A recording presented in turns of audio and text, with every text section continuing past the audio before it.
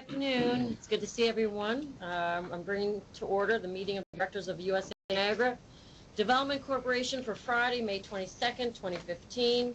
Before we begin with the substantive portion of the meeting, I'd like to ask the directors whether anyone has any potential conflict of interest with respect to any of the items on the agenda. If so, I would ask you to please make an appropriate disclosure at this time.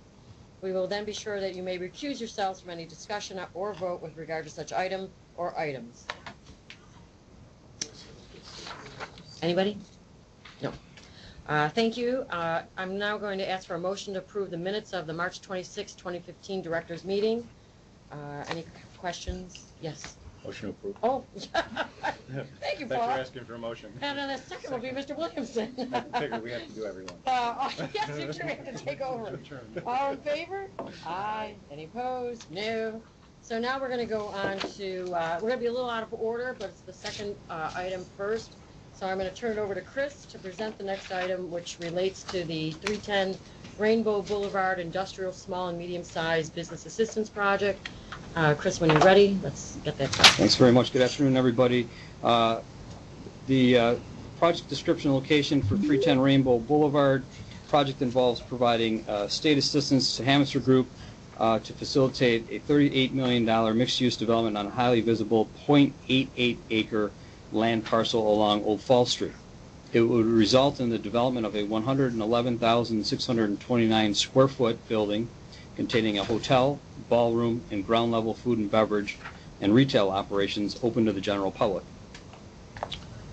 Background on the project: on July 8, 2013, the Corporation Board of Directors adopted a general project plan for the project and authorized a commitment of funds in the amount of $2.75 million. The GPP and all the findings and determinations made by the board shall remain in full force and in effect except as modified below.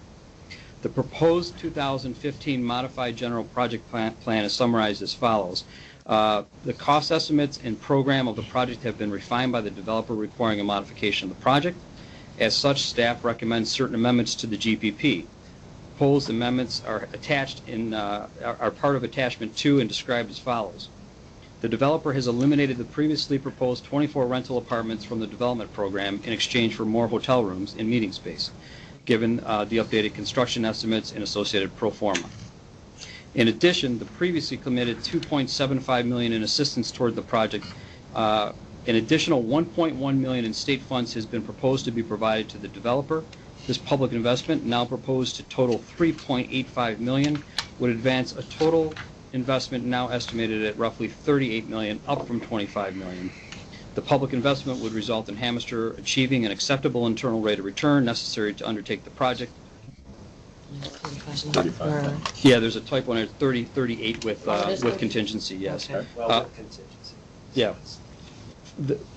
The source of the additional funding is the Buffalo Regional Innovation Cluster appropriation authorized pursuant to the 2014-15 state budget. No USA Niagara corporate funds would be used to fund the project. From an environmental perspective, the directors made a determination of no significant effect on the environment at our meeting of July 8, 2013. Therefore, no further environmental review is required in connection with this action.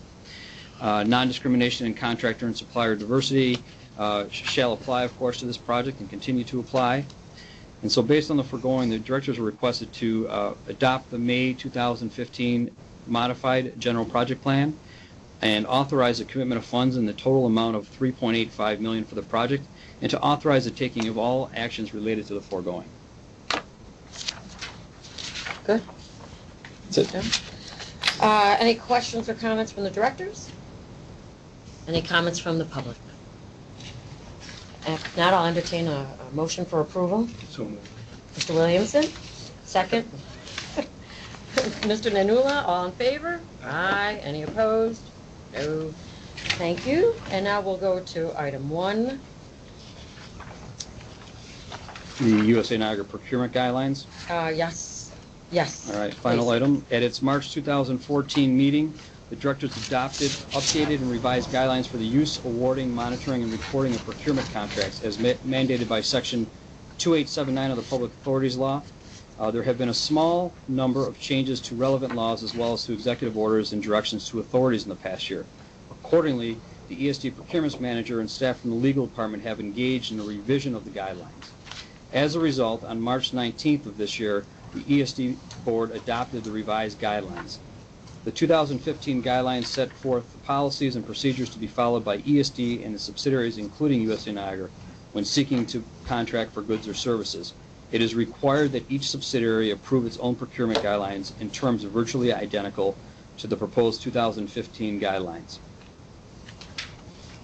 There are no substantive changes to the 2014 guidelines incorporated into the proposed 2015 guidelines because there have been no substantive changes in applicable law. Procedural improvements and clarifications have been incorporated, and of course all those procedures and processes are within the materials of your packets and available to the public. Based on the foregoing, the directors are requested to adopt the 2015 guidelines for the use, awarding, monitoring, and reporting of procurement contracts effective as of the date of this approval. Any questions or comments from the directors? Any comments from the public? If not, I will entertain a motion for approval. Motion approved. Mr. Nanula, second. Mr. Williamson. All in favor? Aye. Any opposed? No. That pretty much concludes our business here.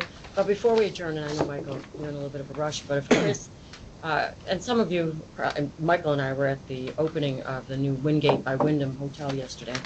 And if Chris can just give a brief update on that and on the Riverfront Parkway, which I know is going to be Paul Tronolo. Yeah, so Let us know that it's open and running. well, I mean, yeah, thanks to all the directors for their support of the Wingate project. I mean, he's open for business, and we were joined by the mayor and a lot of other people there yesterday. It was a great way to start what is really the beginning of tourist season here in Niagara Falls. As you remember, it's a $10 million project, about 110 hotel rooms, put 15 people to work within the community on a full-time basis.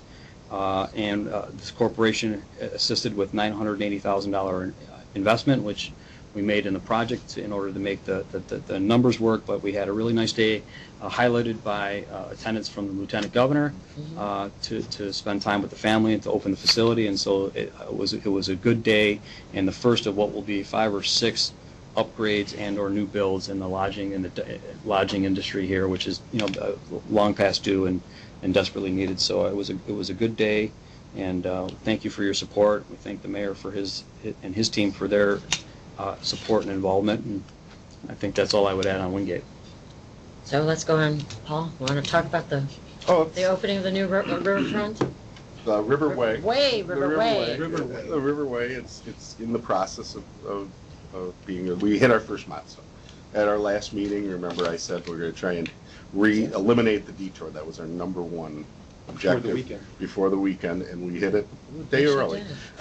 So anybody is, it's old news now. You've been hearing about it on the news, but the new roundabout is operational, and some of the roads leading into the roundabout are temporary. Just so you know, when you see some of these pavements, they don't look like complete, but that was intended. That we need that for construction staging. So after this opens, basically the contractor now, which is taking the traffic off the off-ramp on the Daly Boulevard, you're going to start seeing that get peeled away and taken up, opening up even more views out to the water. And then he'll be moving into the state park, working generally from Daly Boulevard to the American Rapids Bridge, building the Riverway. And once he builds the Riverway, which you can already see it getting laid out to your right as you drive into the park. It's excavated out, yeah. It's all excavated out, and that's the level. Then once it's open, once that's done and working, the thing you're driving on now will be peeled away, and all those views will be open. It's going to be it's still an active construction zone. We're very happy to hit this milestone that we can eliminate that detour, and we thank everyone, including the contractor, Mark Cerrone, for what had to be a Herculean task of doing work over this winter, and to hit his deadline, and we thank everyone for their patience in doing it. But you're going to see it slowly occurring over this year and culminating next June when all the landscaping is done. It's going to look really great. Well, next board meeting, we're going to be on a state park trolley and take a ride from Buffalo Avenue down to our office. One question, the off-ramp now, how is that going to change? Like, it's still up high, it's still up here. That's going to be gone.